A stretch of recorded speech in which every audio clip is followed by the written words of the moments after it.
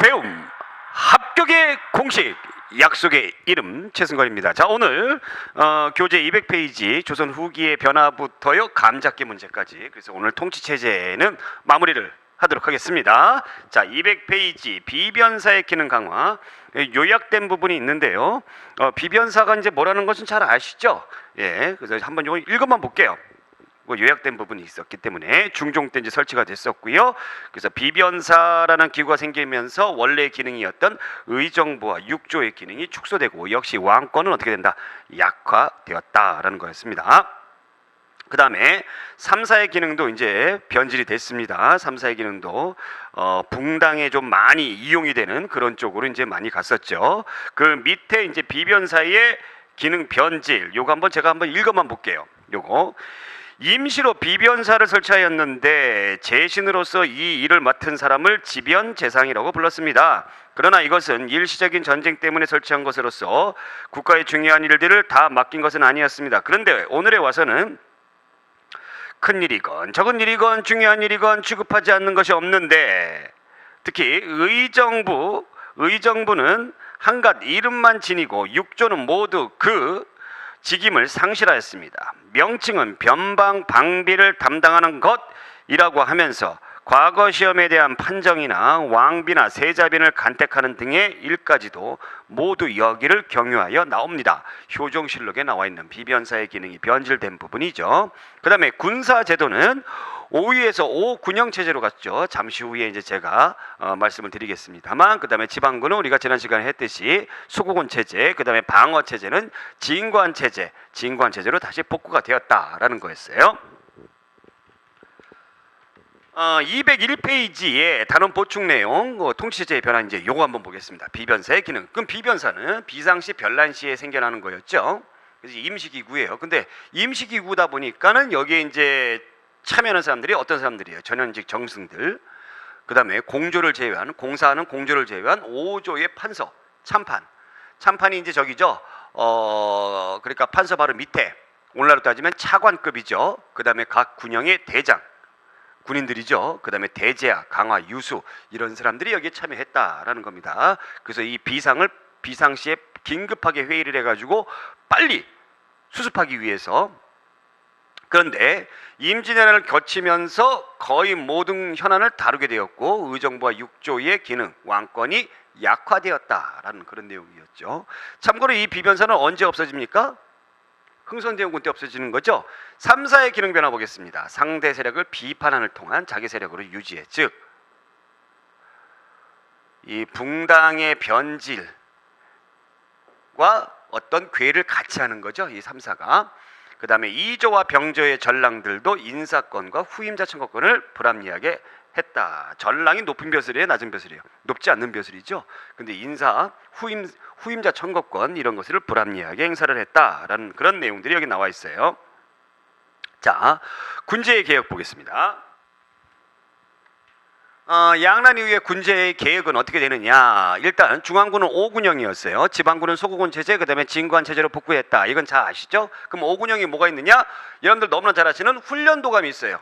여기 임진왜란 때죠. 임진왜란 때 훈련시키는 거예요. 훈련시키는 거. 뭐를? 삼수병, 포수, 사수, 살수. 살수는 뭐 하는 거죠? 창이나 칼 쓰는 애들을 얘기하는 거고, 사수는 뭐 하는 거예요? 사수는 활 쏘는 거죠. 포수는 뭐예요? 대포라든가 총을 쏘는 거예요. 즉 삼수병을 양성하는 훈련도감을 만든 거는 바로 이 포수병 때문이죠. 여러분들이 뭘 가지고 있었기 때문에, 조총을 가지고 왔었기 때문에, 그래서 훈련도감을 임진왜란 중에 설치를 했습니다. 자, 뭐 이런 거 구성이라든가 경제 기반을 한번 그냥 참고로만 보시고 바라고. 그 다음에 인조 때의 어영청, 수도를 방어하기 위해서, 그래서 이 어영청이 북보른동의 본영이 되었다라는 거였고요. 그 다음에 또 인조 때의 총융청이라는 걸 두었어요. 경기 일대, 특히 어디? 북한산성. 그 다음에 수호청을 두었습니다. 수호청 인조 때의 광주 부근, 그러니까 오늘날로 따지면 이제 광주, 성남 요쪽이죠. 남한산성을 지키는 부대죠. 이것이 이제 수호청입니다. 자, 그 다음에 숙종 때의 금위영을 두었습니다. 금위영, 숙종 때 왕실 5군형 체제가 완성이 되는데, 여기에 플러스 한 가지 더 알아둔다면 장룡영이라는 것이 있었어요. 이것이 뭐였습니까? 정조가 만들었던 친위부대였죠. 정조가 죽고 나서 이제 장룡영이 없어집니다만, 그래서 훈련도가 맨 처음에 임진왜란 중에 생겼고, 그 다음에 어영청, 총영청, 수어청, 금이영, 그래서 어총수금 이렇게 그랬죠. 어총수금 이렇게 그랬죠. 그죠? 어총수금 이렇게 그랬죠. 이 나머지 세 개는 인조 때, 전부 다 인조 때인데, 이 숙종 때 만들어지는 금이영, 요것만 이 임금들 기억해 주셔야 돼요. 임금들. 네. 순서도 기억해 두셔야 되고, 어느 임금 때 만들어졌느냐, 거의 다 이제 인조 때. 인조 때 제일 많이 만들어진 이유는 인조 때 큰일 당하죠.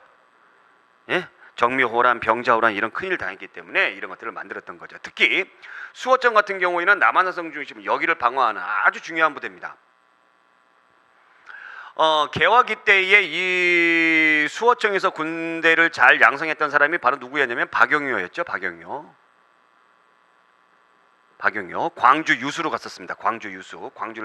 광주에 이제 그 수령으로 갔던 것이죠. 그래서 이제 수어청까지 이제 딱 하게 되는데, 이 박영호가 수어청 군사들을 데리고 와가지고 난이 일어났던 사건이 있었어요. 그것이 바로 뭡니까? 갑신정변이었다라는 겁니다. 갑신정변. 어청유수, 박영호 이런 것까지도 여러분들이 챙겨 두시기 바랍니다. 자, 중앙군 개편. 오군영 체제로 되었다라는 그런 내용이었고요. 이제 용병화입니다. 용병화. 돈 받고 오는 거예요. 돈 받고. 자, 그 다음에 얘네들은 서인들의 군사적인 성격이었다. 서인들의 군사적인 기반이었다라는 겁니다. 자, 여러분들 우리가 붕당 정치에 변질할 때 이제 조선 후기 들어가게 되면서 서인 위주로 정권을 장악을 하죠. 그러다 보니까 이 서인들의 군사적 기반이라는 거는 이런 그 부대를 지키는 장군들도 자기 편들을 안 치기 때문에 그러는 거예요. 지방군 개편 보겠습니다. 16세기 때는 재승방약 체제, 언제 때? 중종 때. 그 임진왜란 중에 다시 진관 체제로 복귀했다. 그러면서 지방군, 소고군 체제, 그래서 진관 체제 플러스 소고군 체제로 조선 후기 때는 가더라라는 겁니다. 그리고 이제 재승방약 체제라든가 소고군 체제는 여러분들이 너무너무 잘 아실 거예요. 근데 소고군 체제 여기 한번 보겠습니다. 소고군 체제는 양천 혼성군이에요. 그러니까 양인도 들어가고 천민도 들어가는 겁니다. 그 양인들 중에서는 할 일 없는 사람들, 그런 사람들 들어가는 거예요. 그래서 양반이 노비와 함께 섞여 있어요. 좋아합니까? 싫어합니까? 싫어해요. 싫어해가지고 양반들은 나중에 여기 안 갑니다. 안 가. 모이세요. 그래서 안 모여. 그냥 모인 걸로 해. 이런 식으로 이렇게 해버리는 거죠. 이것이 이제 소고군 체제다. 그러니까 조선 후기 들어가게 되면서 여러분들 그 정묘호란이나 병자호란 이후에 큰 전쟁이 우리나라가 없었어요. 없었기에 망정이지, 큰 전쟁이 있었으면은 저 부대 체제도 정말 그 유명무실한 부대 체제라고 보시면 되겠습니다. 자, 흥선대원군의 통치체제의 변화를 한번 보겠습니다. 흥선대원군 통치체제 정비 과정, 뭐 여러분들 다 아시죠? 여기 나와 있는 비변사 폐지했다. 자, 그러면서 의정부의 기능과 원래 기능들을 이제 다시 복구시켰다. 그 다음에 경복궁 중건했고요. 뭐 원납전이라든가 당백전은 뭐 잘 아시죠? 그 다음에 쭉 보시면 서원 철폐했죠?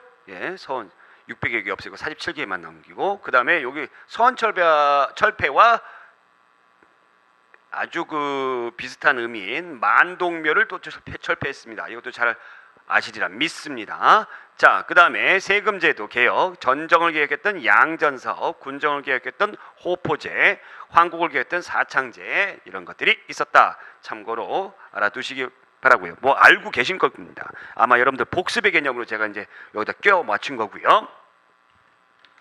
개항 이후의 체제 한번 보겠습니다. 개항 이후에 체제가 완전히 많이 바뀌죠. 여기서부터 이제 중요하게 생각을 하셔야 돼요.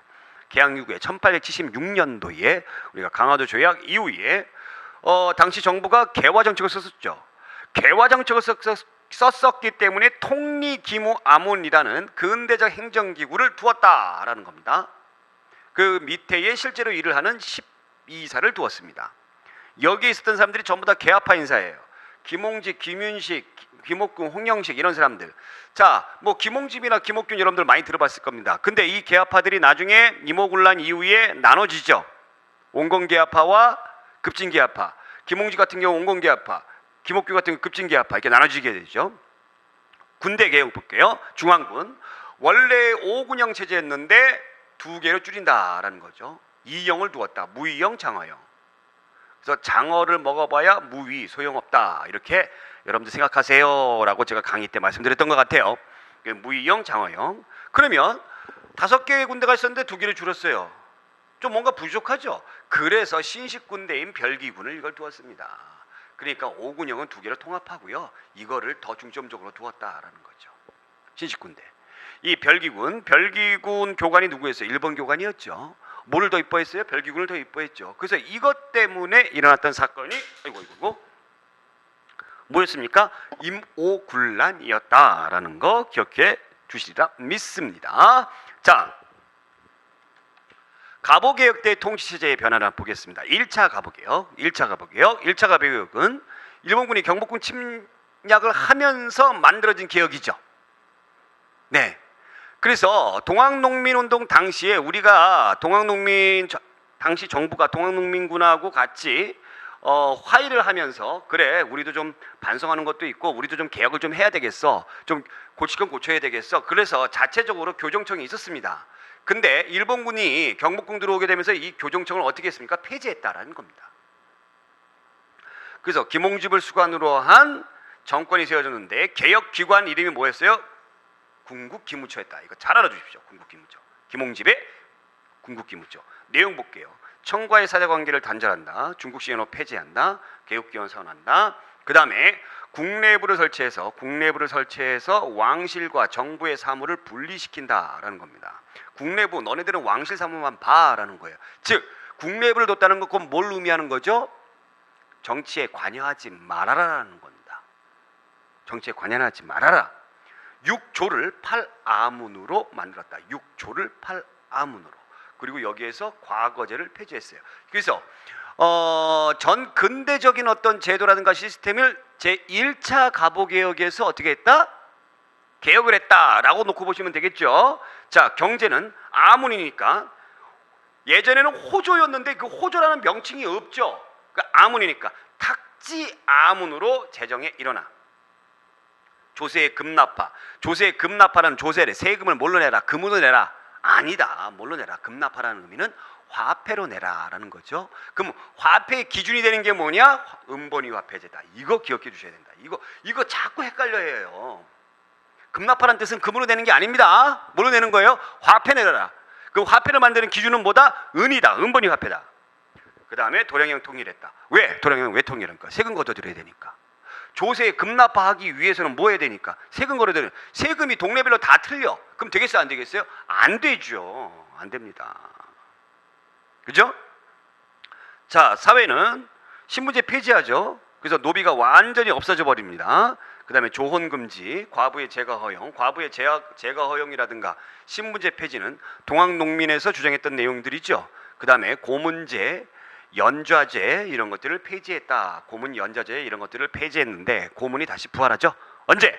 1910년 태영령이 부활하면서 자, 일본의 강요로 시작했으나 청일전쟁 때문에 별로 신경을 못 썼어요. 그래서 이런 거 좀 어떻게 본다면 사소한 것으로 개혁을 했다. 1차 갑오개혁은 개혁을 했다. 1차 갑오개혁은 조선의 어떤 그 전 근대적인 어떤 사회 제도 시스템, 뭐 조혼, 과부, 그다음에 신분제 이런 것들, 그다음에 정부의 시스템, 그래서 뭐 의정부나 육조라든가 이런 거 없어지게 되는 거죠. 그죠? 그래서 최고기구인 군국기무처, 그다음에 육조 대신에 8아문, 그래서 탁지 아문 기억해 두시면 되겠습니다. 1차 갑오개혁의 통치체제의 내용이었고요. 한번 볼게요. 국내 공사문서의 계급기원을 사용한다. 문벌과 양반, 상민 등의 계급을 타파한다. 공사 노비법을 혁파하고 인신매매를 금지한다. 죄인 자신 이외의 일체의 연자율을 폐지한다. 남자 20세, 여자 16세 이하의 조혼을 금지한다. 과부의 재혼은 귀천을 막론하고 자유에 맡긴다. 네. 그 다음에 퇴직관리의 상업활동은 자유의사에 맡긴다. 각 도의 세금은 화폐로 내게 한다. 였습니다. 이건 이제 1차 갑오개혁의 내용입니다. 자, 그러면 2차 갑오개혁. 네. 2차 갑오개혁 1894년 12월이에요. 1894년 12월. 여러분들 교재는 204페이지. 어이구. 12월. 이거 여러분들이 1895년 1월 정도 해도 맞아요. 1895년 1월 해도 맞아요. 왜냐하면 20열이 음력으로 계산했기 때문에 양력으로 가면 1월이에요. 그 같은 겁니다. 아시겠죠? 당황하시면 안 돼요. 청일전쟁에서 승기를 잡았어요. 일본이. 승기를 잡으니까 좀 뭐가 있어요. 여유가 있죠. 그래서 적극 간섭합니다. 적극 간섭. 그래서 농민군을 진압해야 되겠다. 그래서 흥선대원군 물러가시오 이렇게 해놓고서 이제 박영효와 김홍집 연립내강을 구성하는 거예요. 김홍집 가지고는 안 되겠다. 뜨끔미지근하다. 그래서 뼛속까지 친일이던 박영효를 데리고 오는 겁니다. 박영효가 철종의 사위죠. 예, 사위예요. 부마예요. 부마. 이것도 기억해 주세요. 부마. 이 사료에 이제 이 부마는 누구냐 이게 나옵니다. 궁극기 미처 이제 폐지하고 연립내각. 자, 홍범 14조. 홍범 14조가 개혁의 기본적인 내용이다라는 겁니다. 그러면 통치제재 어떻게 이제 바뀌었는가? 청과의 전통적 사제적 관계 단절한다. 이건 뭐 아까도 있었던 것이고요. 내각제 도입한다. 8아문을 7부로. 아까는 아문했는데 이제 부로 되는 거예요. 부. 그 다음에 지방행정구역을 8도에서 우리 8도였잖아요.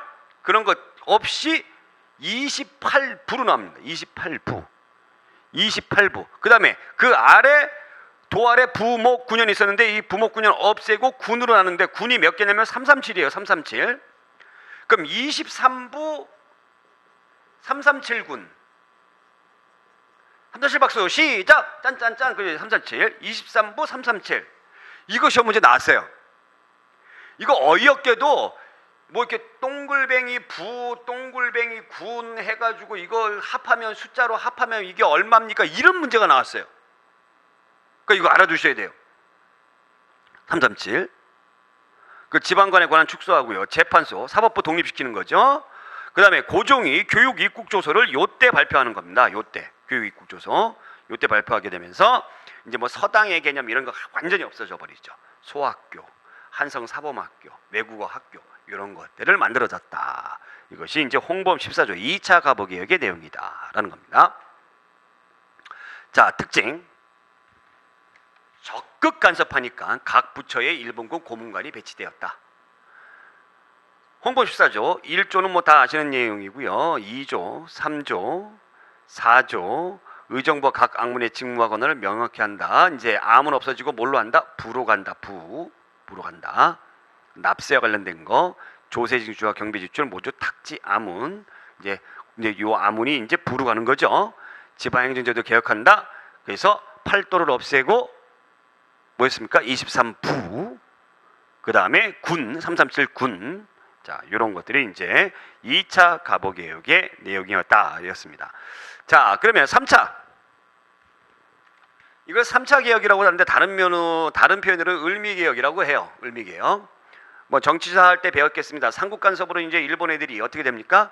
주춤주춤하죠. 그래서 그것을 만회하기 위해서 명성황후를 시해하는 을미사변을 일으켰죠. 그러면서 김홍집, 박홍집이 박영용을 전리 내빼버리고 김홍집 내각을 구성합니다. 그래서 이거는 여러분들 너무 쉬워요. 제가 이제 이것도 했습니다만 단태후 쫑이죠. 3차.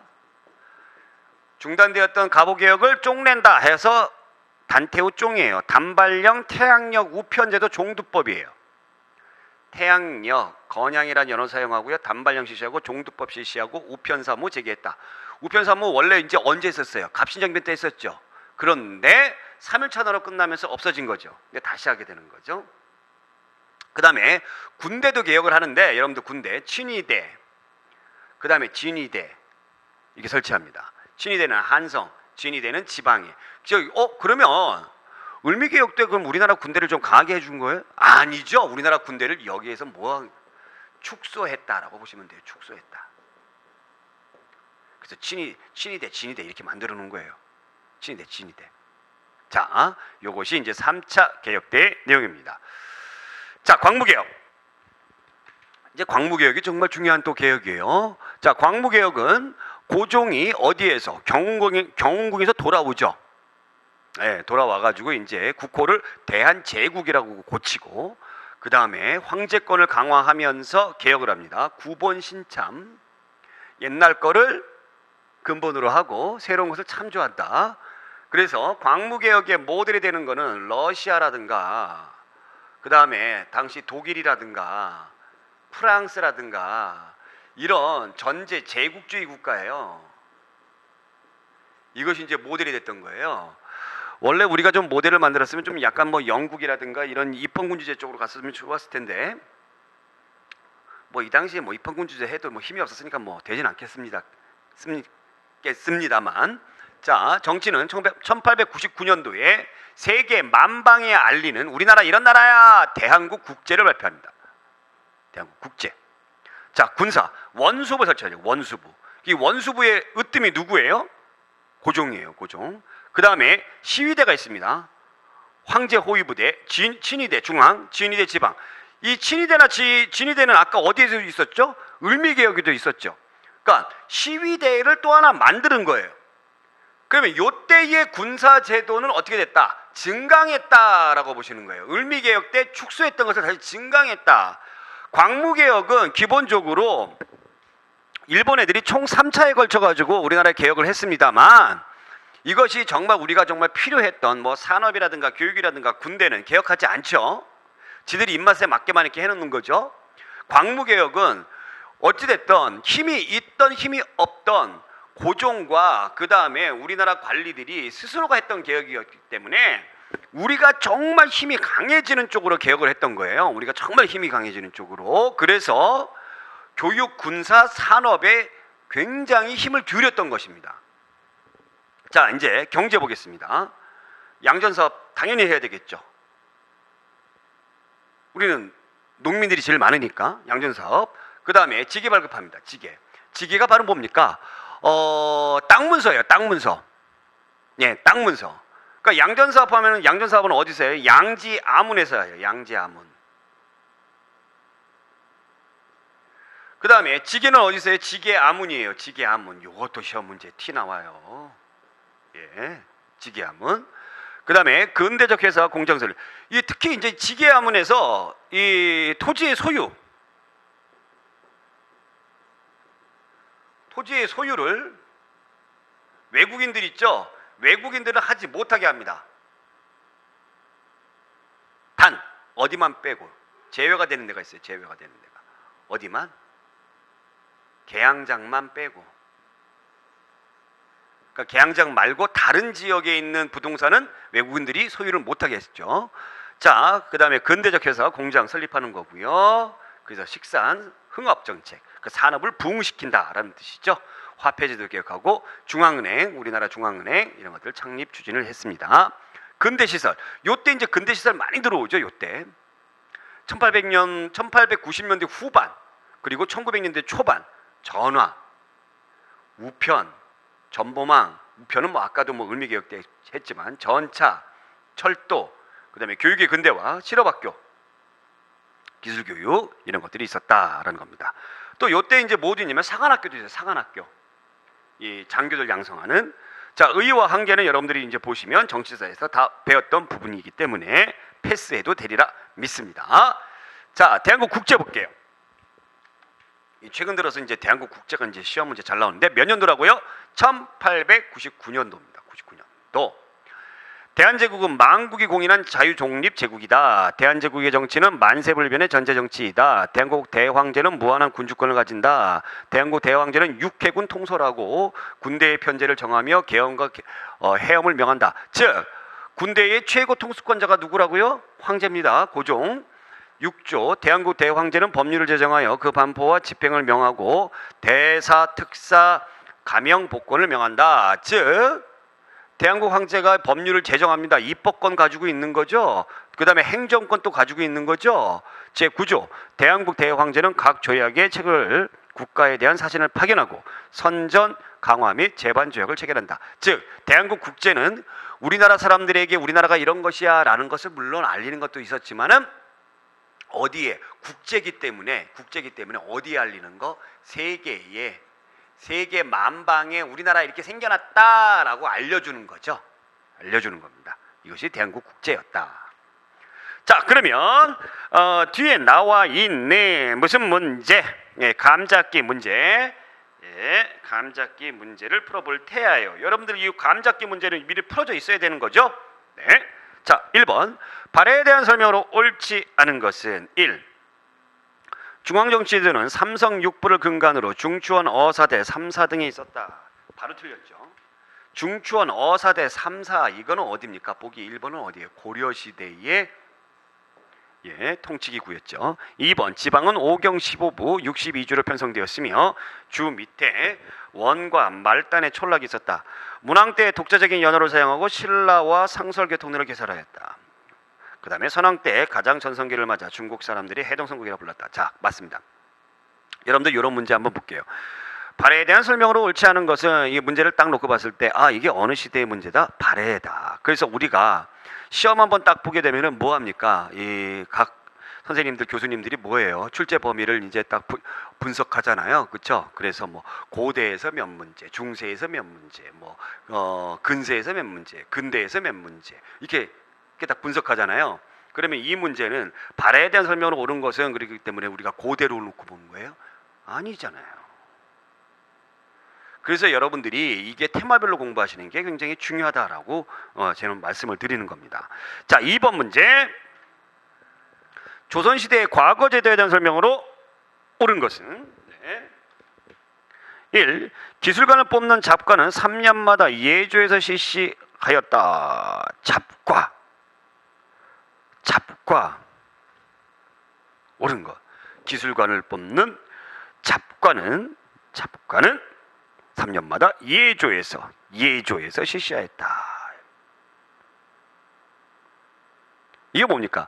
이거 틀렸죠? 여러분들 잡과는요 전시가 없다라고 제가 말씀드렸어요. 그렇죠?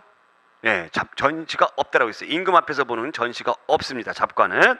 그죠? 신령시 증광시만 있어요. 근데 잡과의 특히 이제 복시 같은 경우는 예조뿐만 아니라 각 관청 각 관청에서 이렇게 실시를 합니다. 아시겠죠? 자, 별로 중요하지 않기 때문에 그런 겁니다. 2번 문인 관료는 정기시험에 식년시에만 선발되었다. 아니죠. 식년시만 있는 것이 아니라 증광시도 있고 뭐 특별시도 있고 알성시도 있고 많잖아요. 그렇죠? 3번 무과는 무예뿐만 아니라 경서, 병서 이런 시험 과목도 하였다. 당연히 해야 되겠죠. 뭐 무술만 잘하면 되겠어요? 뭔가를 좀 알아야 될 거 아닙니까? 그렇죠? 네. 4번 생원 진사시는 초시, 복시, 전시의 세 차례 시험으로 이루어졌다. 그래요? 생원 진사시가 우리가 속과했죠. 속과가 왕이 가서 이렇게 보는 전시가 있습니까? 없습니까? 없죠. 없습니다. 전시가 없어요. 그죠? 그래서 우리가 이 문과에서 소과는 전시가 없고 대과는 전시가 있다라는 거 꼭 알아두시기 바랍니다. 요거 이제 중요하다는 얘기예요. 간단한 문제 같지만 오답이 많이 나올 수 있는 말이죠. 문제죠. 자, 그 다음에 3번 문제. 다음 가의 용어와 관련된 설명으로 옳지 않은 것은 조하여 말하기를 가를 획일케 하는 것은 나라의 선무로 신구제에서 좋은 점을 참작하여 규칙을 만들어 반시하고 새로 만드는 바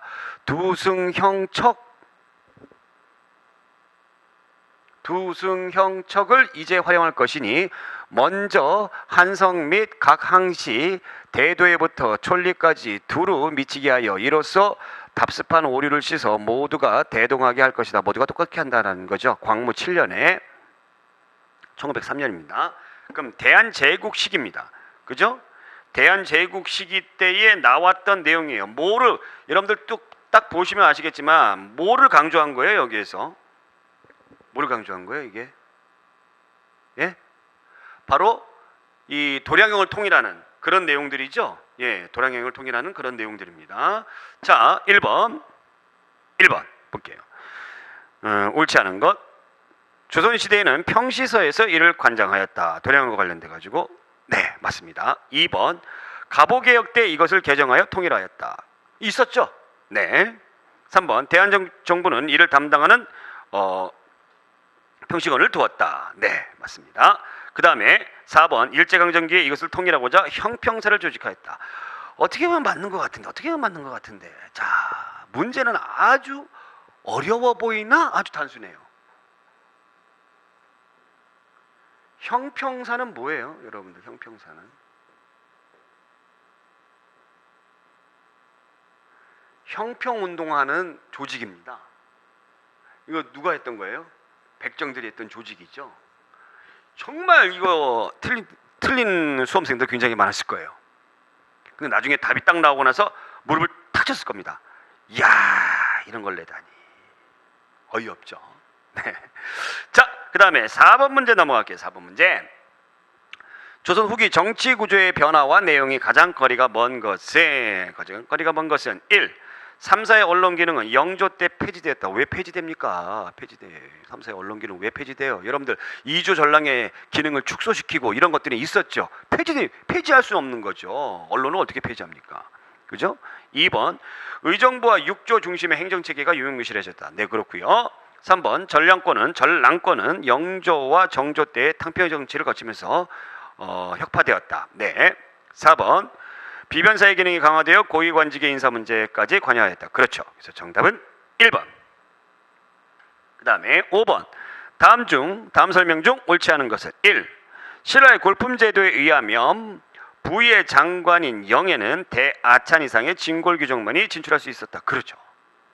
여러분들 그 대아찬부터는 진골들, 뭐 대아찬까지는 모른다고 하더라도 각 부서의 장관이라든가 또 지방의 어떤 책임자라든가 이런 것들은 진골들만 갈 수 있었죠. 그 육두품은 뭐 차관급, 그 다음에 그 지방 같은 경우에는 뭐 지방 태수의 뭐라 그래요? 그 책사급 이런 정도 갈 수가 있었죠. 2번 고려 중서문화성의 낭사는 3품 이하의 관리로서 간쟁과 서경의 권한을 가지고 있었다. 그렇습니다. 3번 조선 후기 오군영의 병사는 대체로 국가에서 급료를 지급하는 모병으로 구성되었으며 소고군은 경비를 스스로 부담하였다. 네, 그렇고요. 자, 그 다음에 4번 18세기 영조는 남인의 정치적 우위를 인정한 위에서 붕당의 타파를 내세우며 왕이 정치 구조에서 실권을 가지려고 했다. 이게 틀렸죠? 영조는 누구의 기반을 바탕으로 해서 임금이 됐던 사람이에요? 서인들의 기반을 바탕으로 해서, 서인들 특히 노론의 기반을 바탕으로 해서 임금이 됐던 사람이잖아요. 그래서 영조가 집권 초기에 이인좌의 난이 일어나지 않습니까? 이인좌의 난이 일으킨 사람들이 누구예요? 소론과 남인들이었죠. 그래서 특히 서인들 중에서도 노론들의 기반을 인정하면서 소론과 남인들을 이렇게 등용하는 완론탕평을 실시하였다라고 해야지 맞습니다. 그래서 정답은 4번이었습니다. 자, 이렇게 해서 우리가 통치체제까지 알아봤고요. 다음 시간에 학문과 문화 이 부분에 대해서 또 우리가 심도 있게 테마별로 접근해 보도록 하겠습니다. 오늘 여기까지. 고맙습니다.